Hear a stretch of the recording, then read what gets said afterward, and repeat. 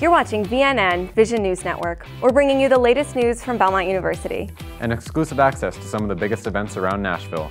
Let's bring you up to speed on some of the stories you'll see today on VNN. I'm Melissa Kriz, and we'll be taking you behind the scenes on Fall Follies' 23rd year with interviews with the cast and crew and a behind-the-scenes look at the rehearsal process. I'm Harrison Baldwin. This is 5 Minute Expert. Looking for a unique way to celebrate Halloween? I'm Harrison Baldwin, and Shelby Vandenberg and I did just that when we attended one of Yoga Nashville's Halloween-themed classes. Welcome to our October edition of VNN. We're your hosts, Sarah Scannell and Zach Gilchrist. First, our top story. This month, the largest mass shooting in modern American history took place at the Route 91 Harvest Festival in Las Vegas, which should have been a celebration of country music. The shooting left 58 people dead and more than 500 people injured. But instead of backing down, the country music community rallied together here in Nashville. Caitlin Alexander has the full story. Music City put together a moving tribute in light of the tragedy in Las Vegas.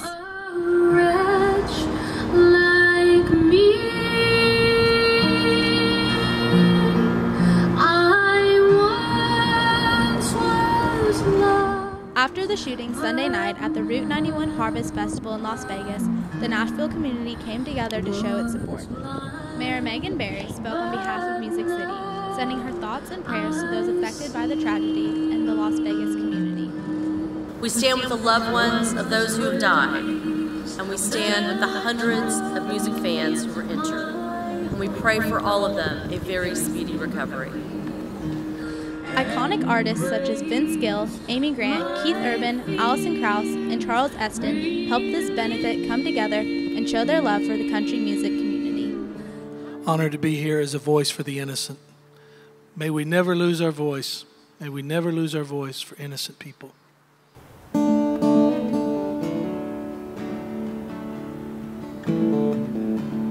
Many consider country music to be a family, and the lives that were lost not only affect those who knew the victims directly, but also students here at Belmont who plan on dedicating their lives to music.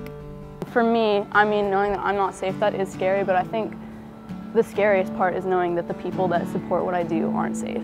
Although this was a very tragic incident, it's not something that should dictate our everyday lives, even though I feel we should probably, take a little more precaution in what we're doing. We shouldn't be afraid to go out there and do the things that we enjoy. But many at Belmont have hope that this horrific incident won't change the passion for music in the Belmont community and beyond. And I don't think it'll stop me from doing what I want to do with myself in my future, but it's so upsetting because, as a performer, not only are you supposed to feel safe on stage, but also the audience. I think that's the most important thing because you're performing for your audience and the fans that love your music and love what you do. For Vision News Network, I'm Caitlin Alexander.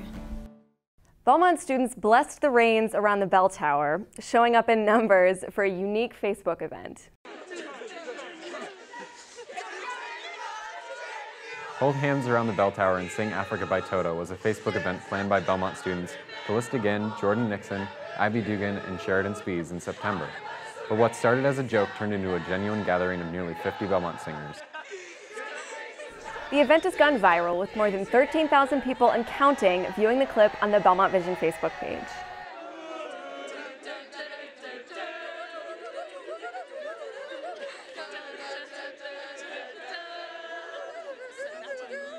Each fall, Belmont students line up outside the Massey Performing Arts Center, hoping to get into Belmont's funniest show of the year, Fall Follies. This year, we're giving you a backstage look at the work that goes into this campus tradition. Melissa Kriz has the story. Fall Follies. It's the one night students are allowed to poke fun at their professors, colleagues, and Belmont faculty without risking a failing grade. So Follies is a sketch comedy show. We kind of describe it's kind of like SNL. The show is always a barrel of laughs, but what the audience doesn't see is the hours behind the scenes that go into each show. It's just like a 2-hour show where we perform sketches that were written by our writers, so they're all original. We work on it for the entire fall. It's awesome. Savannah Underhill knew she wanted to audition immediately after seeing the show for the first time. I stood outside that door right there and I waited in line for like an hour, and then I came in and I was just like dying laughing. I was like, I should just try this. But even the most rehearsed auditions don't always go according to plan. I auditioned and I bombed. I bombed my initial audition. I did a George Carlin monologue and I stopped halfway through and went, for like 3 minutes. I'm not even kidding. I was just standing there in silence. And then I don't know why they called me back, but here we are. Yeah. Despite the stress of getting in, the cast agrees there's something special once all of it comes together. I think one of my favorite moments would be when we get our scripts. We kind of get to dive in. At the end of rehearsals, we get to read the scripts that the writers bring in. And every time that's really cool just to see, you know, what the writers have in mind, and, you know, just like seeing the creativity in other people and, oh my gosh, like, how did you think of this? And or put more simply, we really are just a bunch of idiots that just have fun together, and then we get up and we just play. But on a more serious note, the Follies agree that during their time together, they really do become a family. I've found a group that I can like invest myself into and get a return on that investment. Melissa Kriz reporting from MPAC for VNN. You can see Fall Follies live this weekend through October 28th at 7:30 p.m. You may recall last month that our 5-minute expert Harrison Baldwin did not exactly hit the high notes to launch his opera career. But now he's trying to pop, lock, and drop his way into the dance world.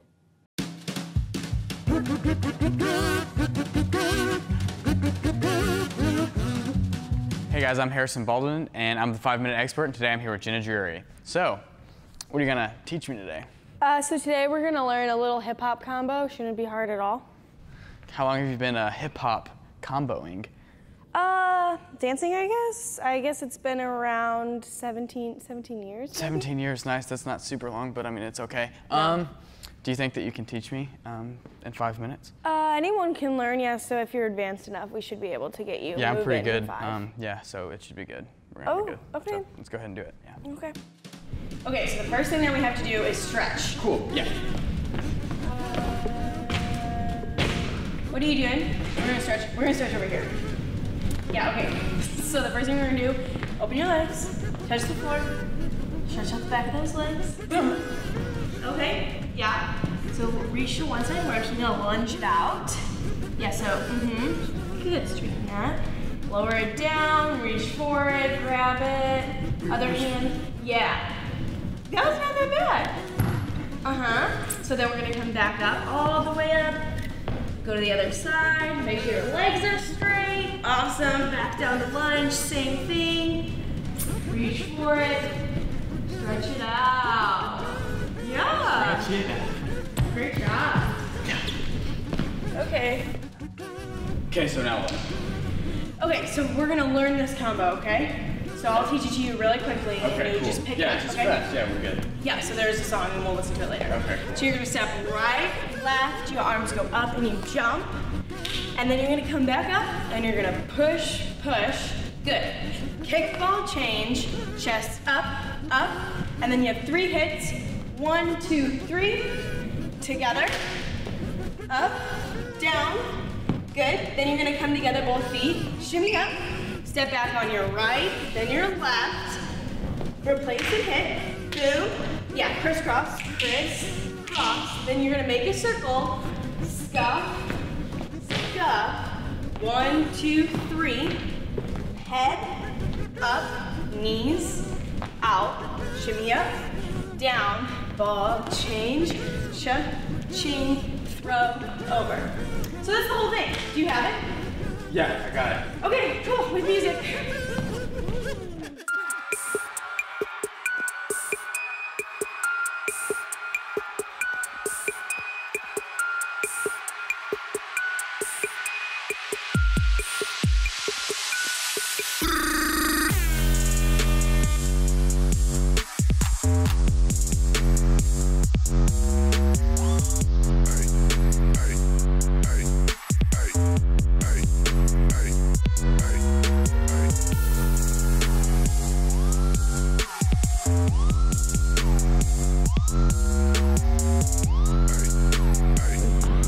Ready to do it with me with the music?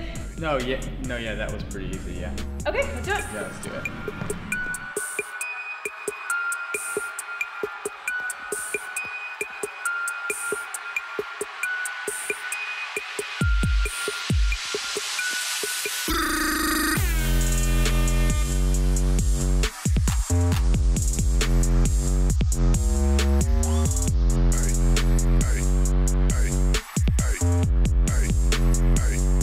again. Stop.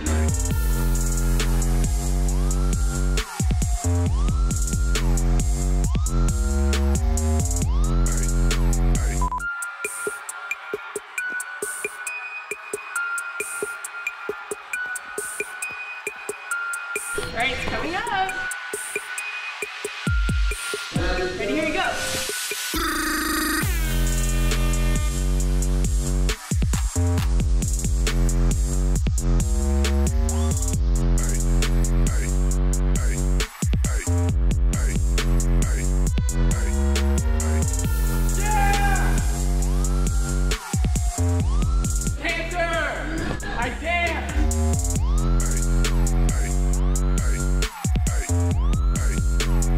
So,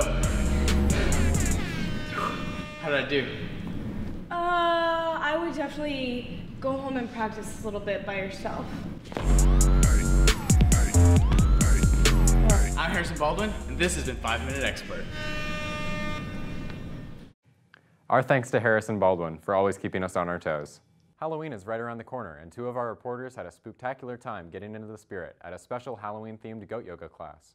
There's a new yoga trend sweeping the nation. And you can get a taste of it right here in Nashville. Goat yoga is exactly what it sounds like. Yoga with goats. You know, it's laughter, it's hilarity. I think it's bringing people, like I said, who maybe have never practiced yoga before. I have so many people tell me they've never practiced, and they're here because of the goats.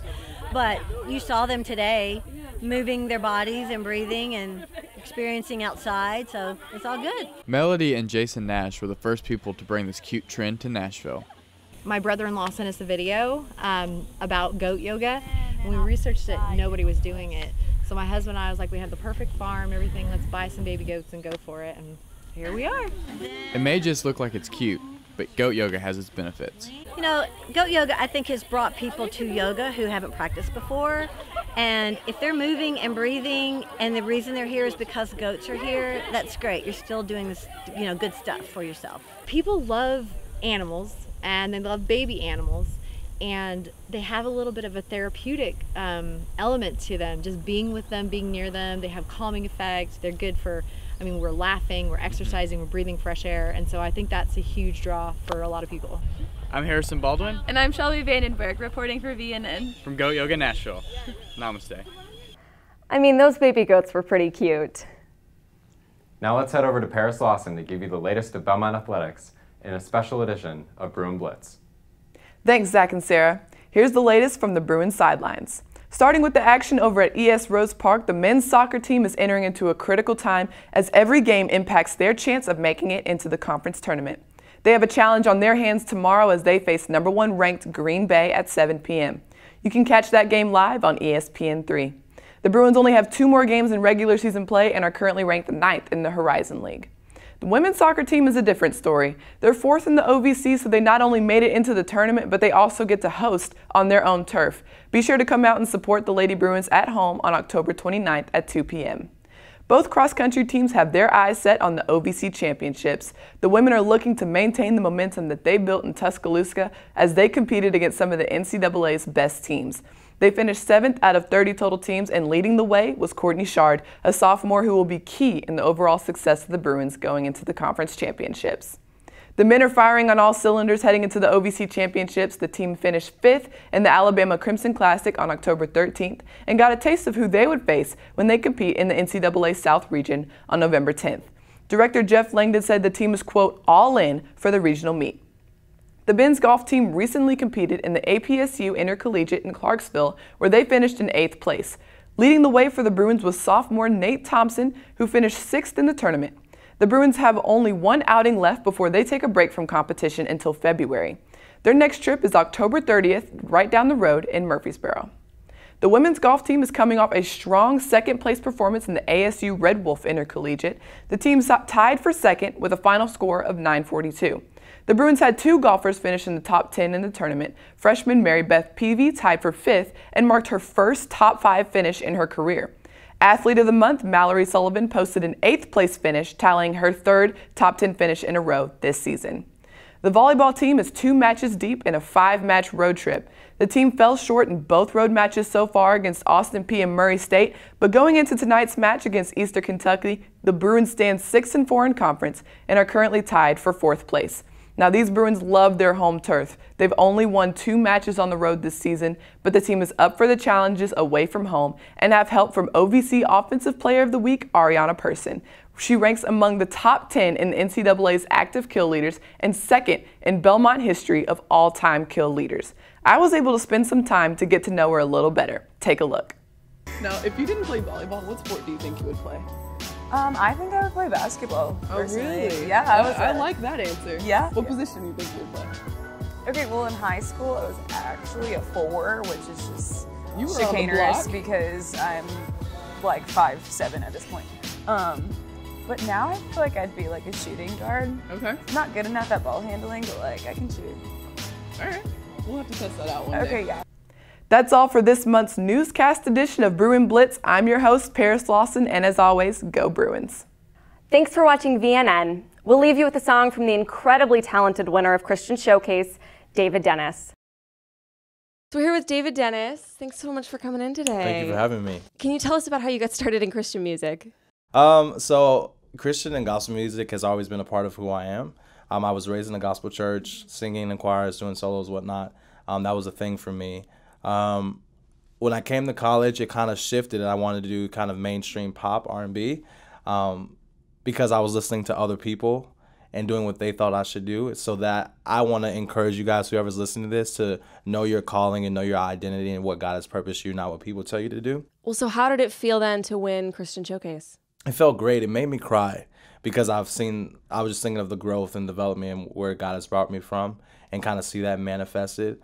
I hate that there's a winner because we're all worshiping the Lord. But it was just cool, and it was just like, this is my purpose, my calling, and God is with me, so. Because I've tasted and seen your love. I've tasted and seen your love. You're always with me, and no fear consumes me. I've tasted and seen your love. I've tasted and seen your love. Nobody greater and nobody stronger. I've tasted and seen your love. I've tasted and seen your love. Holy, holy is he, yeah. See you next time on BNN. Be lifted in this place. Holy, holy are you. 'Cause your kingdom, yeah, forever, forever will remain. 'Cause your name be